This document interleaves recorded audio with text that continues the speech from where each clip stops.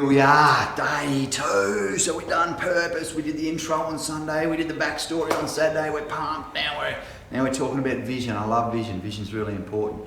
I'm going to start with a story about a guy called Viktor E. Frankl. Viktor E. Frankl was an amazing individual who lived in the last decade, obviously, and he was imprisoned in a concentration camp.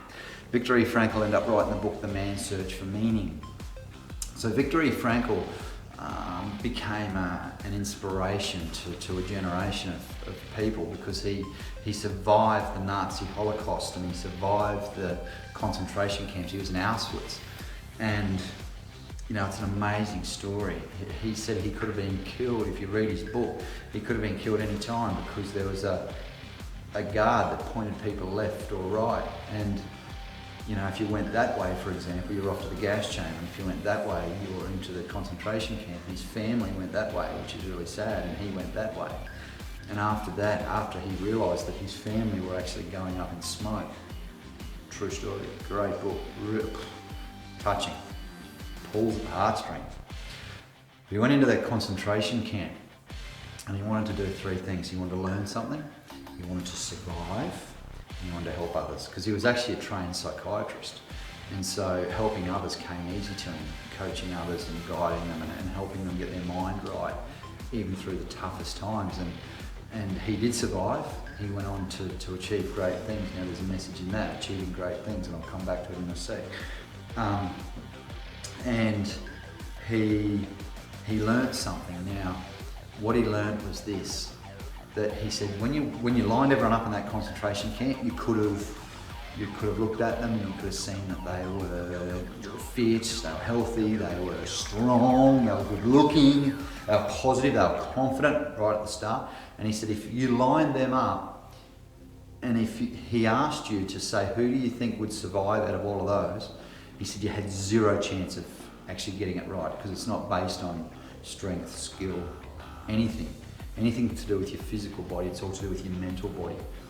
And what he worked out was, the thing that he learned was this, that the only way people survived that concentration camp was to have a compelling vision for their future, so that they could take their mind out of the concentration camp, and that even during the darkest, longest, hardest days, when it was cold and they had no clothes on, it was freezing, they could cast their mind forward and not be in the moment, not be in the pain, not be in the physical pain of that time. They could look forward. What he realised was this, and he learned that everyone that survived went on to achieve something great in life. The way they did that was they had a vision. So they survived that concentration camp and they went on to live their visions. They lived their visions. Isn't that interesting? See, a lot of people probably don't live their visions. A lot of people, like we talked about purpose, unless you get really, really clear. See, your mind is a beautiful thing. Your mind's got 2 elements to it. There's just your conscious mind, right there, right front of mind. Then there's your subconscious mind, which is deep down in your hearts really, and it's deep down inside you. And your subconscious mind's where the power is. Your conscious mind, you make the decision, but your subconscious mind really guides your behaviour. Now, I've used some acronyms before. Now that VEF is Viktor E. Frankl, Man's Search for Meaning, if you're looking for it. But a lot of people don't actually sit down and think about what they want to be doing in 20 years' time. And that's okay. But when they get there, the last 20 years, they might have been working towards the wrong thing unless they had a really, really clear vision of what it is they wanted to achieve in their life by living their purpose, right? Now, why don't people sit down and put their vision together and understand what it is? Because they float, and it was the same with purpose, and people go for long times without really understanding the power of the subconscious mind and the power of putting together a vision. Vision is crucial, and I'll tell you why, because there's this thing in your subconscious, it's called and Tony Robbins calls it the reticular activating system. The reticular activating system, powerful thing. Now the reticular activating system goes on a mission for you. When your vision, if you've got it clearly, and you can nearly touch it. What I mean by vision is this: it's the picture. Vision. What will you be doing? Where will you be sitting?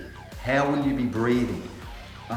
What will you be doing? So if you want to really get a clear vision of your next pick 5, 10, 20, pick a month's time, or pick 20 years' time, doesn't matter. But get really, really clear on every aspect. So in your vision, you should be able to look around, you should be able to feel and touch stuff. You should be able to be in that moment, in that scene so clearly, and you should have it in your mind so clearly that it's nearly real.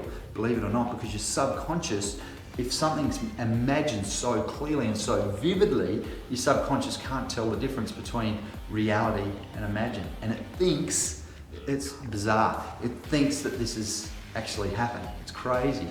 It's like Wayne Dyer also talks about the power of synchronicity. How do you bring strawberry ice cream into your life? There's 3 ways you can do that.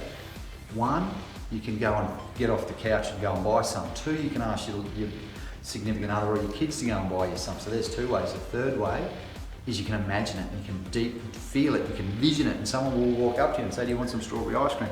That's the law of attraction. That's the secret, right? But it takes action. Now, the secret only works if you have a really, really clear vision in your conscious mind and in your subconscious mind, because your RAS can then go on the lookout for ways, and you'll end up in proximity to people that can help you, and they can help you achieve or help you attain whatever it is and bring into your life whatever it is you want to bring into your life. So, clearly held vision, law of attraction, extremely important. And I've said MIY. Vision, make it yours. Create one and make your vision your own. Now, I love this shirt. Nothing happens by accident. Finish a shirt. Half Ironman, finish a shirt, right?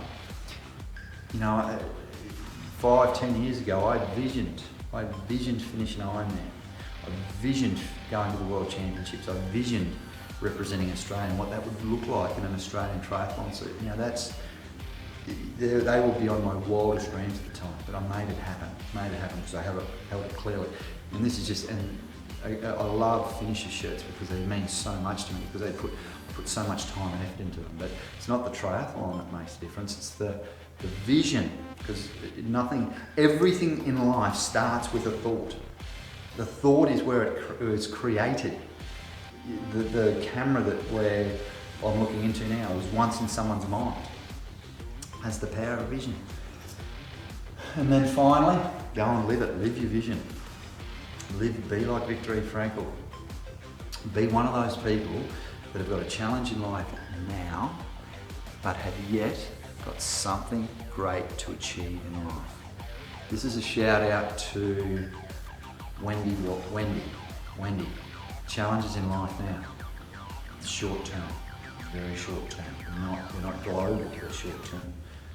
What have you got in your life that yet is great that you haven't yet achieved? See you tomorrow, end of day 2. That was vision.